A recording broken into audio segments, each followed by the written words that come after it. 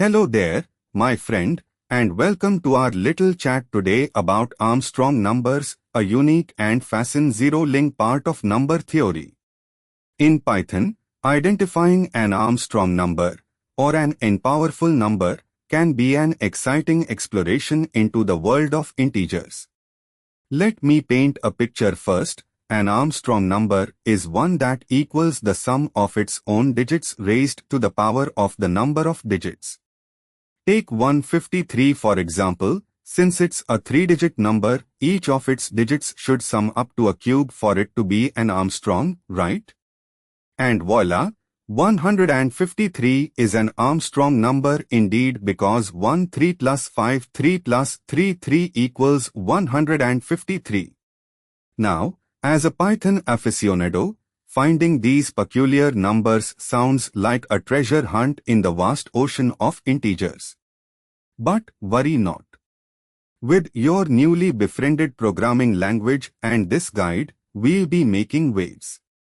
Let's embark on this quest together.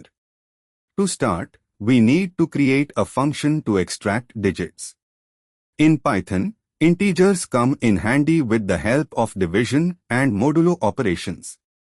So when you are dividing a number by a power of 10, it chops off the last digit, and the remainder gives you the next to last digit, and so on. We'll keep peeling off digits until the number is 0. Here's how I'd do it. Python definite extract underscore digits, digit is equal to n while n0, yield n%, 10 n is equal to 10, but our code's not done yet. Remember, this program lives to find Armstrong numbers, so let's put it through its paces. Next, to check if our number is Armstrong, we raise each digit to the power of the number of digits and sum them up. This is where the power of Python really sparkles. We can use list comprehensions and Python's built-in sum method. It's concise, readable and, my friend, elegant. I'll show you one way to achieve this. Python definite is underscore Armstrong, num underscore digits is equal to lay, digits underscore sum is equal to sum asterisk asterisk num underscore digits for digit in str, return digits underscore sum is equal to n. Now we are getting somewhere. But what about optimizing for large numbers? Python's got nothing on us, right? Well, here's a pro tip. And not all programmers would share. Let machines do math. By reducing floating point arithmetic errors via the int and decimal functions, we minimize the hiccups when dealing with substantially large numbers and exponents. The last piece of the puzzle is to test our Armstrong finding machine. Like a good detective, we need cases ranging from the simple to the complex. This not only allows us to see our function at work, but also to improve its understanding of the Armstrong world. So how did we do, buddy? I'm excited for you to see this Armstrong spectacle come to life.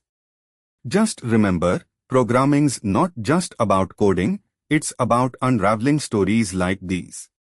So here goes. Python for n in range. Armstrong underscore number is equal to is underscore Armstrong if Armstrong underscore number, print else, print. As we wind down our talk, it's worth diving into some best practices. One valuable habit is to keep your code dry. Remember to comment each function explaining its role. After all, even the most seasoned coders have a learning curve. Oh, and one last thing we need to discuss, and not forget, Python packaging and documentation.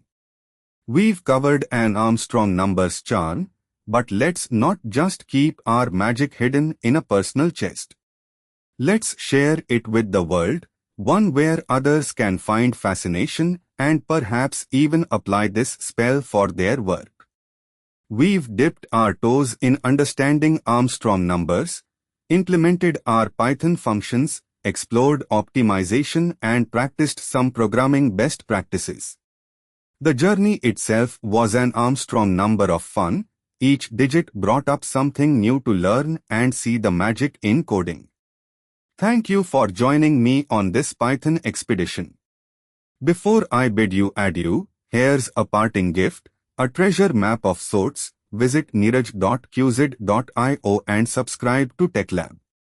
There, our paths shall cross again as we continue to unravel, learn and create with coding languages.